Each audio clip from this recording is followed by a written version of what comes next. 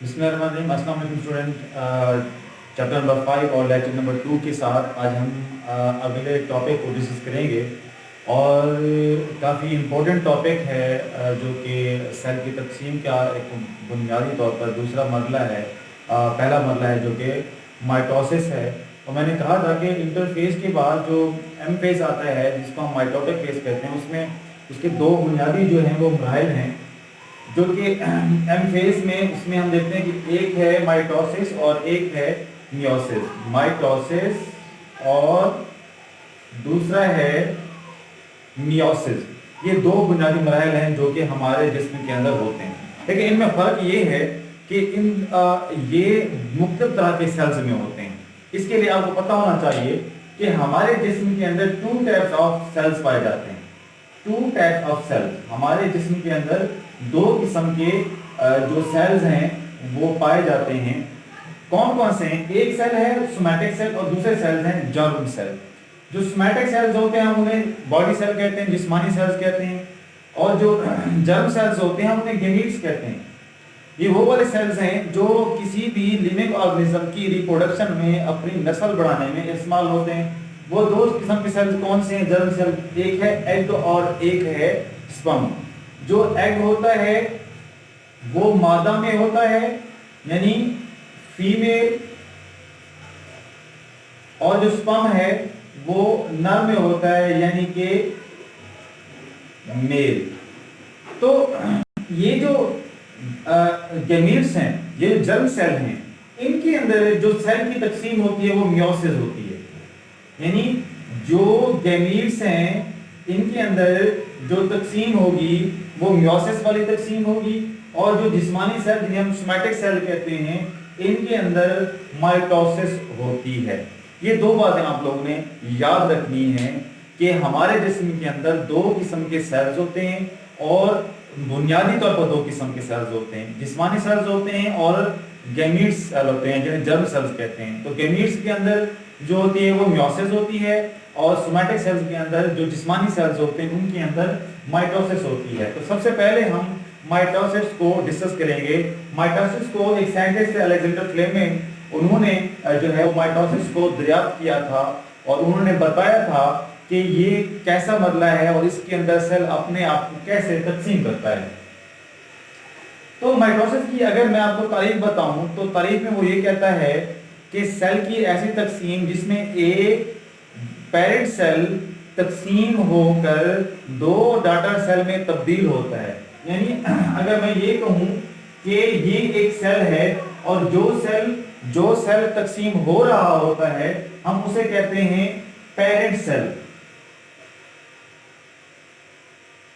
جو سیل تقسیم ہو رہا ہے ہم اسے کہتے ہیں پیرنٹ سیل. تو کہتے ہیں ایک پیرنٹ سیل 2 ڈاٹا سیل میں تقسیم ہوتا ہے. اب اس کے نتیجے میں دو نئے سیل بنیں گے، ہم انہیں کہیں گے کہ جی یہ کیا ہے؟ ڈاٹا سیل ہے.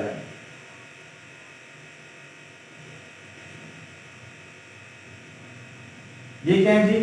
ڈاٹا سیلز ہیں کہ جو تقسیم ہوئے. وہ کہتے ہیں اب تعریف سن لیں مائٹوسس کی کہ سیل کی ایسی تقسیم جس میں ایک پیرنٹ سیل 2 ڈاٹا سیل میں تقسیم ہوتا ہے، اور جو کروموسوم کی تعداد ہے، آپ کو پتہ ہے کہ تمام جاندار جو بھی زمین پر تمام جاندار ان کے اپنے کروموسومز ہوتے ہیں، ان کے اندر کروموسوم کی تعداد ہوتی ہے.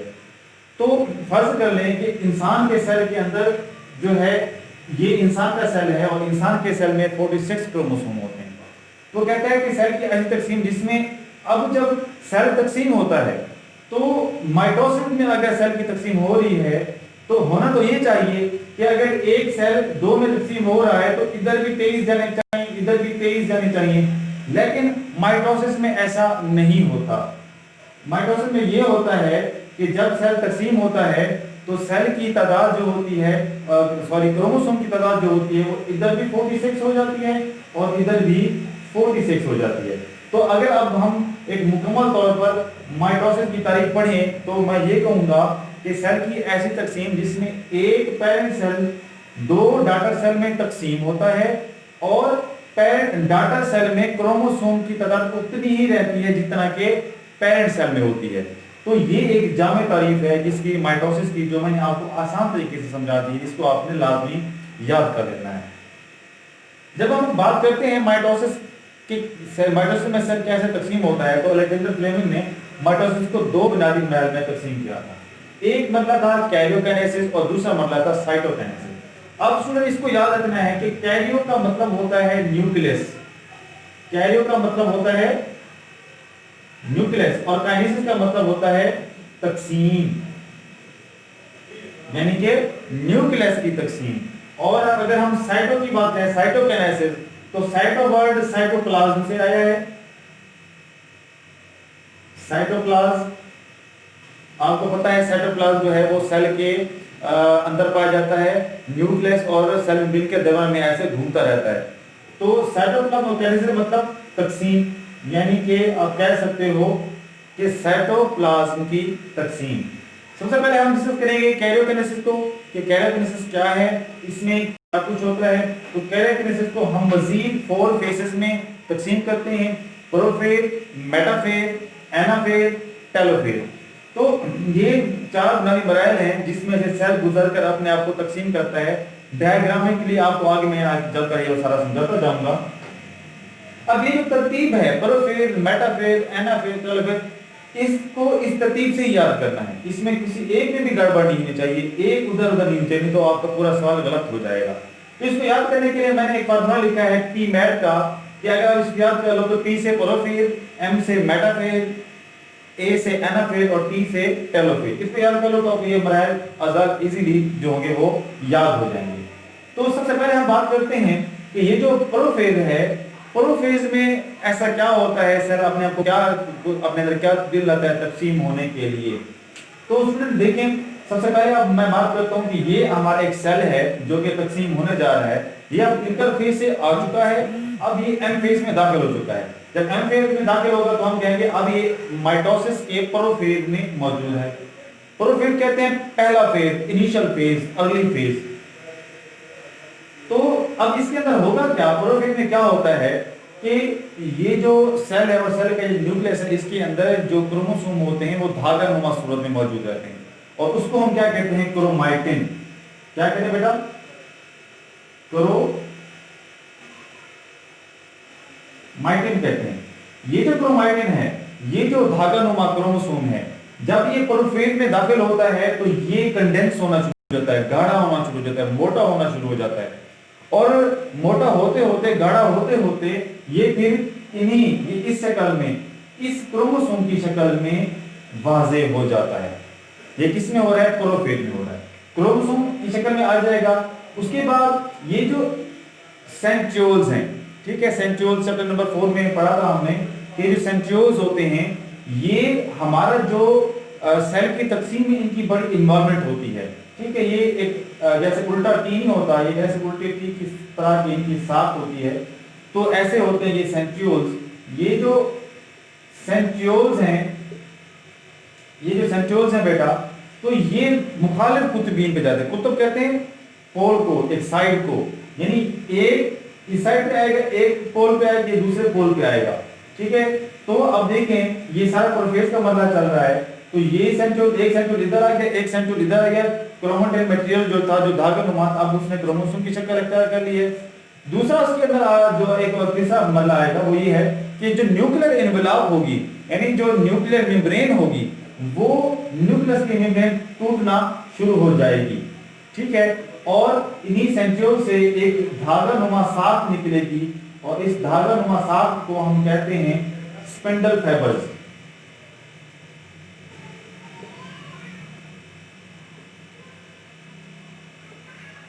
ठीक है, स्पिंडल फाइबर्स कहते हैं। ये जो फाइबर्स होते हैं, ये धागे होते हैं, ये जाकर क्रोमोसोम के साथ जुड़ते हैं। अब क्रोमोसोम के ऊपर एक साख होती है, ये क्रोमोसोम है, और यहां पर एक साख होती है, और यहां पर होती है, जिन्हें इसको हम कहते हैं काइनेटोकोर।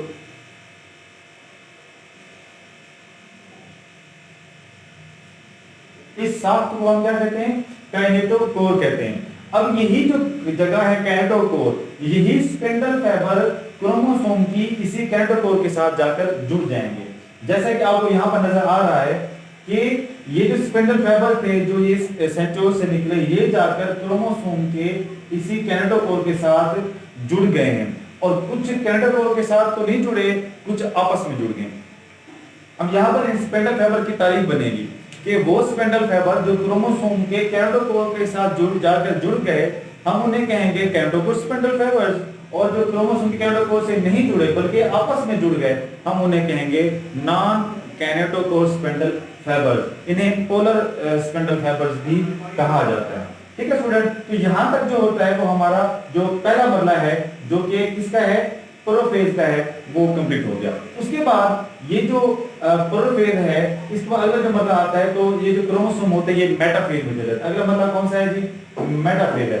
मेटाफेज में क्या होता है, मेटाफेज में होता ये है कि ये जो क्रोमोसोम होते हैं ये बिल्कुल सेंटर में अलाइन हो जाते हैं, सेंटर में बिल्कुल खत के इस्तेवा दरमियान का जो खत होता है वहां पर जाकर ये जुड़ जाते हैं, सीधे ठहर जाते हैं, तरतीब में आ जाते हैं। तो ये जो अब हिस्सा बना हुआ है, इस हिस्से को उन्होंने एक प्लेट का नाम दिया, वो कहते हैं ये क्या है जी, ये है मेटाफेज प्लेट। ये क्या है जी, मेटाफेज प्लेट है। तो इस दरमियान में यहाँ पे सेंटर में क्रोमोसोम जुड़ जाते हैं, तरतीब में आ जाते हैं, इसको हम क्या कहते हैं, मेटाफेज प्लेट कहते हैं। ठीक है जी, मेटाफेज में जब आप क्रोमोसोम तरतीब में मिले तो समझ जाना है कि क्रोमोसोम जो है वो सेल जो है वो अभी मेटाफेज के मरहले में है। ये आपको अगर स्कूल में है तो स्कूल में आप ये इनको ऑब्जर्व कर सकते हैं, बाकायदा तौर पर आप देख सकते हैं, माइक्रोस्कोप में स्लाइडें रखी होंगी, वहाँ पे आप इन तमाम मराहल को ऑब्जर्व कर सकते हैं माइक्रोस्कोप में। मेटाफेज के बाद जो हमारा अगला मरहला आता है वो आता है जी एनाफेज का। एनाफेज में क्या होता है, एनाफेज में होता ये है कि यहाँ से जो सेंट्रियोल है और यहाँ वाला सेंट्रियोल जो है वो स्पेंडल फाइबर्स को अपनी तरफ खींचेगा, मूव कराएगा। जब वो मूव कराएगा तो हमारे ये जो दो कानों वाले क्रोमोसोम थे अब ये अलहदा हो जाएंगे। ठीक है, जब ये अलहदा होंगे तो ये खिंचाव की कुव्वत पैदा करते हैं, दरमियान से जब खिंचाव की कुव्वत पैदा होती है तो दोनों क्रोमेटिड जो होते हैं वो उस तरफ उनको धचका लगता है, धक्का मिलता है, तो इनकी शक्ल कुछ इस तरह से हो जाती है। तो इस अमल को जब एक क्रोमोसोम जो था जिसके दो कान थे अब वो एक एक कान वाले हिस्से में तकसीम हो गया है, तो हम इसे कहते हैं कि ये जी एनाफेज का मरला है, जिसमें क्रोमोसोम टूट कर अब क्या हो चुके हैं, अलग हो चुके हैं। जब एनाफेज कंप्लीट हो जाता है ये वाला एनाफेज, तो उसके बाद हमारा अगला मरला आता है टेलोफेज का। देखिए स्टूडेंट, इस बात को आपने याद रखना है कि ये जो टेलोफेज है ये आपको मैं याद देने के लिए बता रहा हूं कि टेलोफेज टोटल उलट है प्रोफेज का। यानी प्रोफेज में क्या होता था कि क्रोमोसोम जो थे वो पहले मतलब यूं समझ लें कि धागानुमा सूरत में थे, फिर ये क्रोमोसोम शक्ल में आए।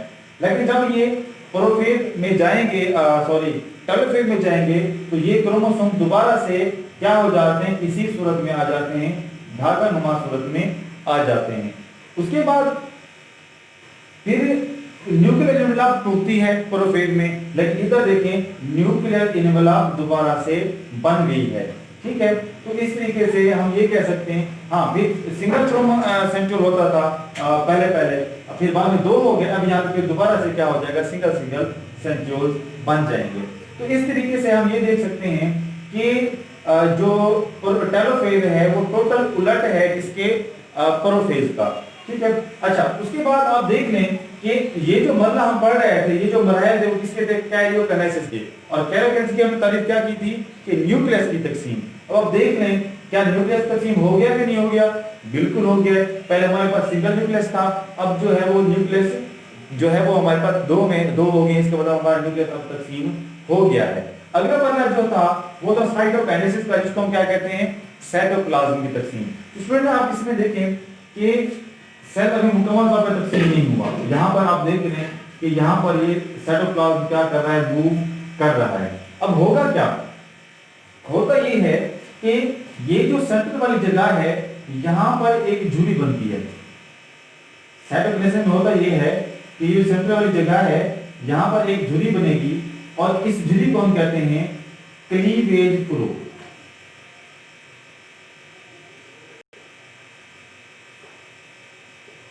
इसको हम कहते हैं क्लीवेज फ्लो। अब इस क्लीवेज फ्लो के नतीजे में ये जो जगह है ये डिवाइड होकर तकसीम हो जाती है और सेल फिर दो सेल्स में तकसीम हो जाता है। और ये जो सेल्स हैं हमारे, हम इन्हें कहते हैं कि ये क्या है, डाटर सेल हैं। क्या है बेटा, ये क्या है हमारे डाटर सेल है। अब देख सकते हैं कि ये जो अमल हुआ है ये साइटोकाइनेसिस का अमल हुआ है और ये सेल दो में तकसीम हो गया है, तो हम ये कहते हैं कि ये हमारा कैरोकाइनेसिस का अमल हो चुका है। तो स्टूडेंट ये जो मराहल थे कि जिसमें मैंने आपको पहले बता दिया था कि एक सेल दो सेल में तकसीम होता है, तो आप देख सकते हैं कि ये जो था ये हमारा पेरेंट सेल था,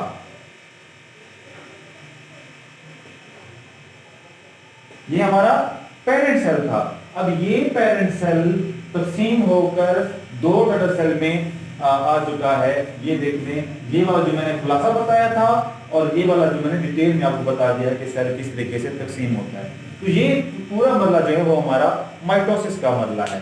तो यहाँ पे मैंने बताया, ये बताना भूल गया कि जो प्रोकैरियोट्स होते हैं उनके अंदर जो सेल की तकसीम होती है वो बाइनरी फिशन होती है और यूकेरियोट के अंदर यही जो होता है वो माइटोसिस की सेल डिवीजन होती है। उम्मीद करता हूँ स्टूडेंट आपको मेरा ये टॉपिक जो है वो समझ में आया होगा। कोई कंफ्यूजन कोई मसला हो तो आप पूछ सकते हैं, मुझे कमेंट लाजमी दें। अगर आपने मेरी वीडियो देखी है तो कमेंट लाजमी दें, मुझे बताएं कोई एरर्स हो, कोई मिस्टेक्स हो, वो भी आप मुझे बता सकते हैं। उसके अलावा मेरे चैनल को सब्सक्राइब भी करें, लाइक भी करें। शुक्रिया, अल्लाह।